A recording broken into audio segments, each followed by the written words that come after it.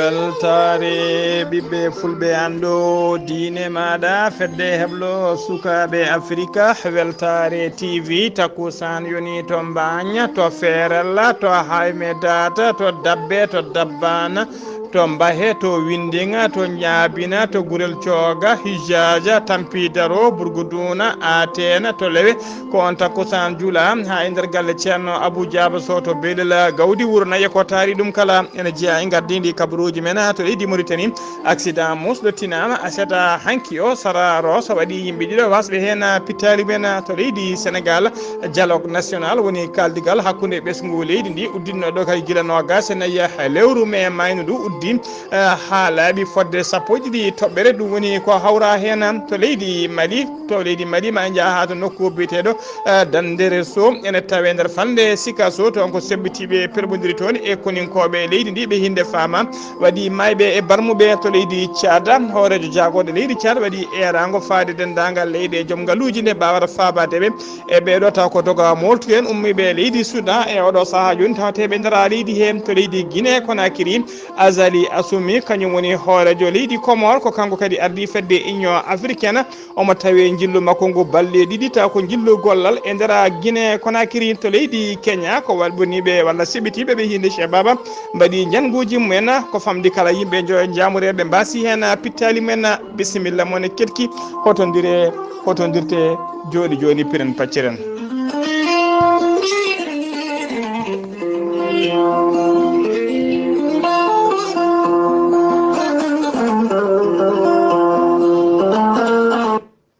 jotten allah gardinɗo tijani wariyaɓe fo tanom nolaɗo cuɓaɗo dadɗo kuduji fo jotten allah gardinɗo tijani tinne kadi kala tinɓe yo tintinɓe tinano so tawi on nani ɗeɗo daade belɗe ko siftinde on ziyara aniyalla woni ziyara kala kewɗo waɗede kala hitande taw ko ziyara galle cheikh tidiane to horko ƴere dendagal bandiraɓe julɓe to mbawi wonde to mbawi wonirde kala biya o ashhadu an la ilaha illallah wa ashhadu anna muhammadan rasulullah ene siftine ene bisme e oɗo ziyara baɗo kala hitande to galle khalifa men hono galle khalifa cheikh tidiane e gaddugol khalifa galle o hono ceerno mouhamadul habibou dia mo ceerno samba mo guriki ziyara o noon hikka waɗata ko ñande jeetati ñande aset jeetati e ñande alet jeenaya e lewru juillet dartondu to galle cheikh tidiane to horko ƴere no ziyara o heewi waɗirede kala hitande hikka ndene ko noon ziyara o waɗirte haydara ala ko wayli hen ñande jamma aset o noon ko hirde almuɓe ko jimi yimde nulaɗo men sallllahu alayhi wa sallam tugganma kayde kiraɗe ɗe kirta ha salatu ere ñande alet noon jeenaya ha lewru juillet ñalawma ɗiɗaɓo caggal kayde yimɓe kacciti ma khalifa o hono khalifa galle o ma yaltono ceerno men ceerno mouhamadou el habibou dia ma o yaltuno heewade kala saaha o huccita e julɓe ɓe o jangtanoɓe ko fati nelaɗo men sallllahu alayhi wa sallam e ko fati ɓuure lawol cheikh tijani hena wonata ha tisbaro o juule bottaji ɗi e gotte dendagal ɓen arnoɓe bismanoɓe kala moni kala fata galle jaatiki mum koñade hen kadi woni to yimɓe cakoto woni ko yimɓe mbaynodirta ziyara o noon hikka wattat duuɓi sappo e ɗiɗi woni 12e édition duuɓi sappo e ɗiɗi kala hitande ko ziyara one waɗa ɗon to horko ƴere dendagal julɓeɓe sénégal julɓeɓe leydi mauritanie ɓe leydi mali ɓe gambi ha to diaspora dendagal julɓe to mbawi wonde kala biya o ashhadu an la ilaha illallah wa ashhadu anna muhammadan rasulullah ene bisma e oɗo ziyara dendagal diwan Matam dendagal falde Kanel e dendagal commune mo Horko Ƴere kala ene bisma e oɗo ziyara ñalawma o noon walla ñalɗi ɗi ko ñalɗi ziyara ko ñalɗi gandanɗa hoore maɗa diine ko ñalɗi tijani yankagal kono kadi ko ñalɗi jokere enɗam eɗen mbiya bandiraɓe kadi yo gandu e nder ɗiɗo ñalɗi e nder ɗiɗo ziyaruji kala ko duwa hen koko jabate ɗum noon dendagal bandiraɓe eɗen mbiya washhadu an la ilaha illallah ne bisma e oɗo ziyara yettini ɗo ɓataki o noon ko musidɗo men hono Alassane Adama Dieng gorko mo wasata kodde bayla tawateɗe oɗo saaha joni e nder noktor lamorgo leydi Mauritanie enen bismi noon dendagal almudagal dendagal seremɓe e dendagal julɓe kala ha tengte guure koddiɗe e Horko Ƴere biyan malu wodani almuɓe wirdoɓe fo ñimnuɓe lazim wadifa asrul jumaji fo gande nimsata dadiɓe yiɗɓe tijjani fo biyan malu wodani almuɓe wirdoɓe fo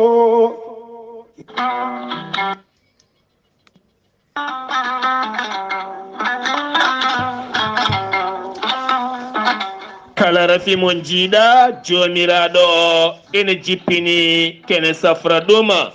gorel teyya ko haako moƴƴo iwru ko en tokkordinoro ari ko wallude en e safrude en ha moni kala yiito hen hoore muɗum an joguiɗo AVC jogui karƴal ƴiƴam dogata e ɗaɗi mum neɗɗo tuƴiɗo ɓandu jaaɗoru ɓandu wuloru joguiɗo sukara koppi musoji koyɗe musoje sa jokkodire gorel teyya joni joni keɓa hen ko laaɓi a neɗɗo tuƴiɗo donkuɗo yaade jama ni juma ni jokkoyde enɗama jokkodire gorel teyya ko ha kono ha ko wargani ala rewam ala effet a wulnan ndiyam ma ha wula guitta ko jamireɗa mbaɗa hen ala sukara ala lamɗam ala nana aɗa yara no wirani jiitoɗa hen cellal ɓandu maɗa joni joni sa yiiɗi hebde ko laaɓi e ko jangta e gorel teyya jahata koto site mabɓe internet mbatta ko www.gorelteyya.com ma jangan hoore maɗa so tawi ko tonggode gorel teyya ha mbawa jokkodirde mabɓe woto woɗɗo joni joni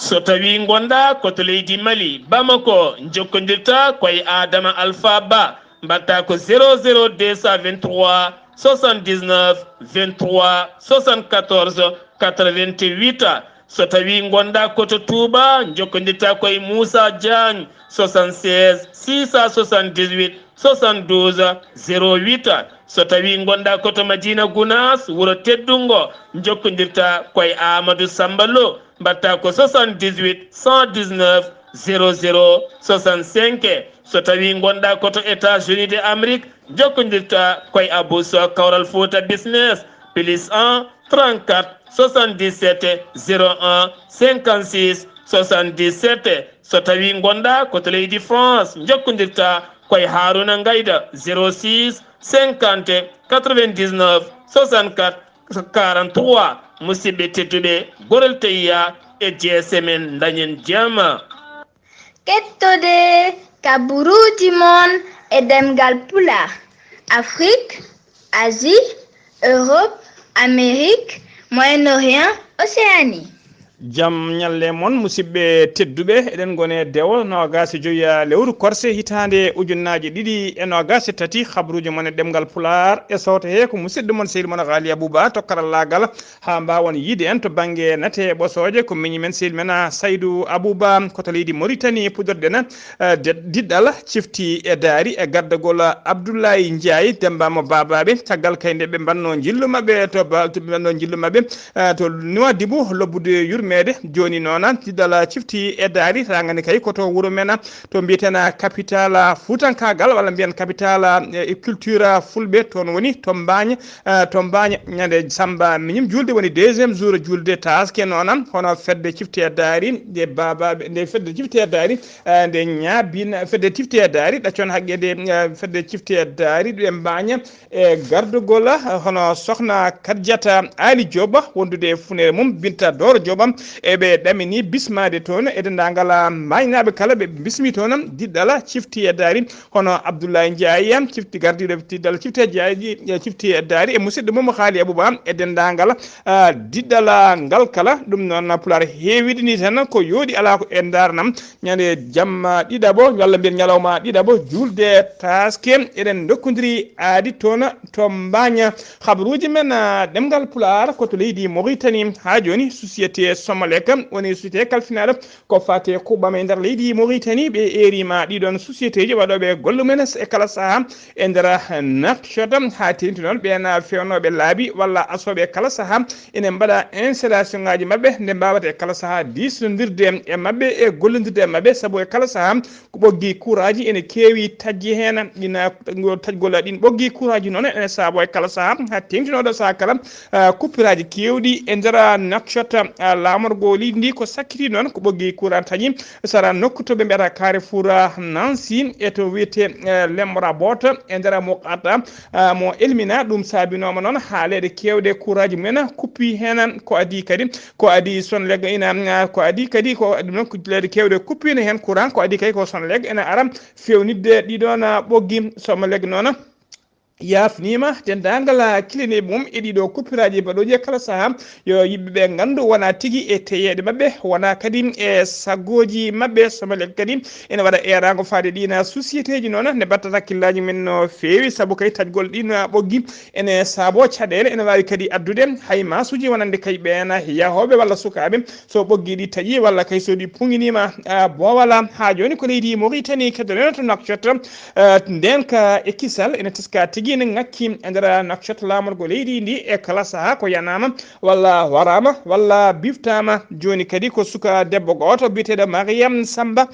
Diop kañuma bifta waɗi tigui waɗa kidnappé guila ñande aljuma nogas e tati lewru juin 2023 no gonɗen ndu sanga 16 h woni 4 heures kikide ko taximan goto noon kañuma biftimo yaade makko guila aljuma noon faade joni o yiyaka o nanaka baba makko noon bamum suka debbo ene wiye Samba Gorilla Diop jinnaɓeɓe kala noon e hoddiɓe sehilaɓe kala ene mbaɗi hey erago e kala kay jiiɗomo walla nanɗomo nde wawa tigui jokkodirde e mabɓe e ndeɗo tonggode woni 41 capanɗe jeegom e joyyi capanɗe joyyi e joyyi capanɗe jeenayi e tati sen kaale tubankore mbiyen numéro téléphone o ko 41 65 55 93 eɗen ñaago Allah tan yo Allah hollita tawa omo wuuri omo selli omo hiisi allahuma amina ha joni ko leydi Mauritanie keddoɗen jeen ha to Nouadhibou teskama tigui yoga e leeɗe e nder Nouadhibou laalu buɗo yurmede ene teska tugui ko ngakkede ndiyam yoga e leeɗe noon kene wona jonte juɗiɗi joni hay wadire ndiyam wotere yaltani e robinaji mabɓe ɗum noon ko caɗele mawɗe no fewi ko ɗom ka mawko tawte toon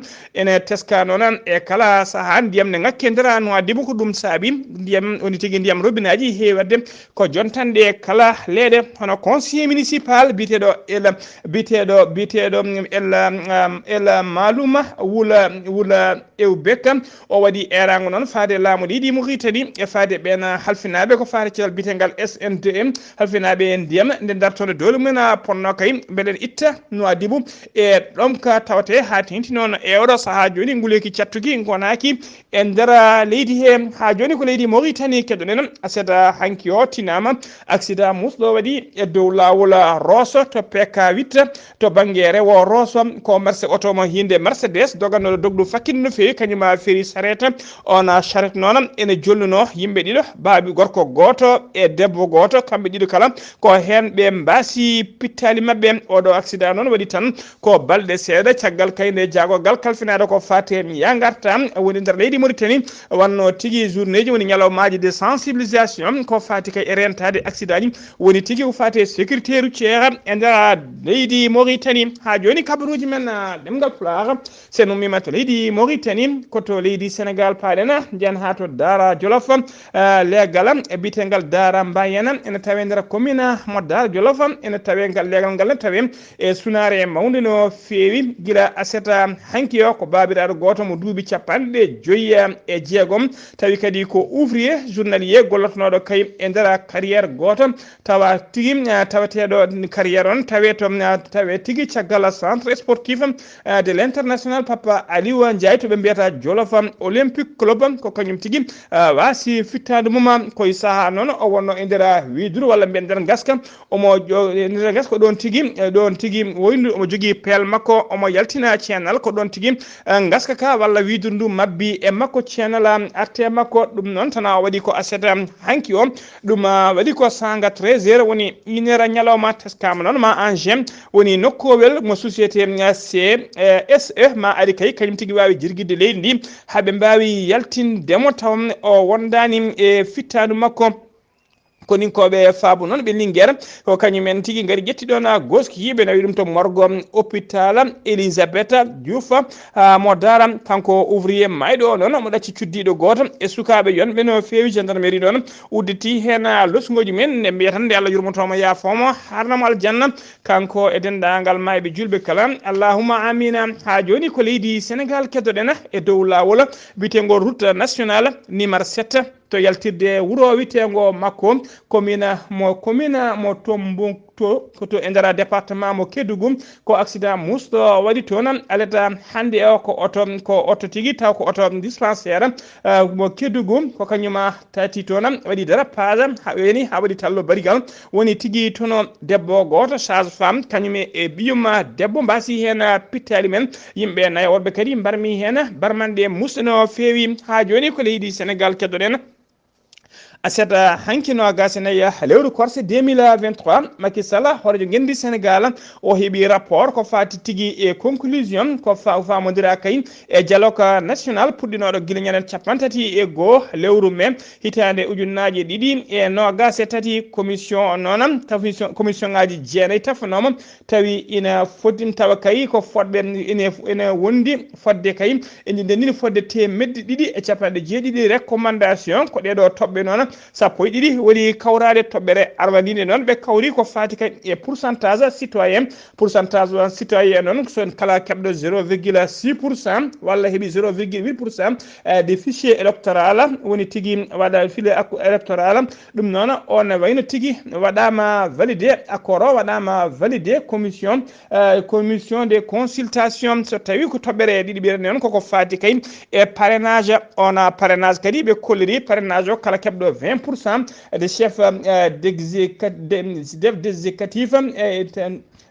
taw kadi ene qime ha temedere e nogas maire e président conseil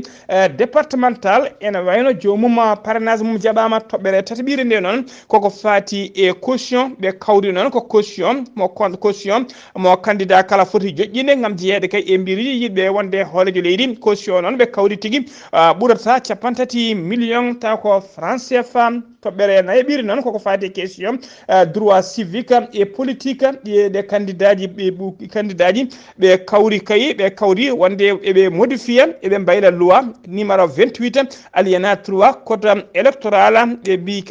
ɓeydi hen ko witte wonde mesure de grâce woni grâce présidentielle mo heewi wadde on loi noon mo nogas jeetati modifie wadde ɗum e oɗo saaha joni on modification ene rokki kay ndimagu hono Karima Wade e Khalifa Sall wawde jeeyede kay e ɗina mbiruji taw ko gembantoɓe wonde hoorejo leydi ndi toɓɓere joyiɓiri noon koko fati e candidature président sortant woni gonnoɗo hoorejo leydi kay wonde candidature mum ɓe kawri eɓe tugno e constitution tugno luwaji e règlement intérieur leydi ndi toɓɓere jeeguiɓiri noon ɓe kawri koɓe modifie loi 29 du code électoral ko ngal kulal noon haɗata neɗɗo kay jeeyede e mbiriji gemmantoɓe ardade leydi ndi so waɗama modifie noon so wona kay taw ko barɗo hoore walla baɗaɗo condamné ko fati kay e crime woni wargo walla baɗɗo trafic de drogue walla tigui dirtinɗo ngaaluji leydi ko ɓen tan goni wawɓe haɗede wawde jeeyede e ɗiɗon candidat ji kulalaji mani toɓɓere jeeɗiɓiri noon ɓe kawri koko fati e bulletin unique woni tigui e sumgoji hoorejo leydi ɓe jogoto tan ko bulletin goto dendagal candidat ji ɗi moni kala dialogal mum waɗe e on bulletin goto ɗum noon ko caggal sumgoji 25 février 2024 toɓɓere jeeteɓire noon ɓe toɓɓere jeeteɓire noon ɓe berta woni tigui ɓe woni tigui ɓe mbaɗa ko wiyete terde woni organe de contrôle et supervision subgoji woni tigui ko fati e ko wiyete Sénat eɓe wiyeteɓe CNRA toɓɓere jeeneɓiɗo noon ko wadde modalité de contrôle et d'audit financier électoral woni tigui toppitoɓe ko fati kay e finance uji batteɗi e nder campagne électorale toɓɓere sappo ɓiire noon ko yurnitade kayim ema yurnitade ko yurnitade e mantade e mantade woni tigui ko wiyete révision kuulala taw ko cours de répression de l'enrichissement illicite woni tigui ɓen taw ko e kala saaha ko alɗoɓe dow keeceje miskineɓe taw kadi ko galɗugol ngol rewani lawol ɗum tewgol ngol ha rewani lawol tawi kadi e on saaha ngal kula ko baɗanno ngal gila 23 mars 2015 sappoy toɓɓere sappoy goo ko kala ko fati kay e modalité suɓade chef des files de l'opposition ɓe kawri e nden toɓɓere noon kala kay e subgoji garɗo deuxiéme ko kañum tigui automatiquement woni ko wiyete chef de l'opposition toɓɓere sappo e ɗiɗi ɓiri noon koko fayde ka tafde kay comité de suivi woni commission taw ko toppitiɗo ɗeɗon toɓɓe kalaɗe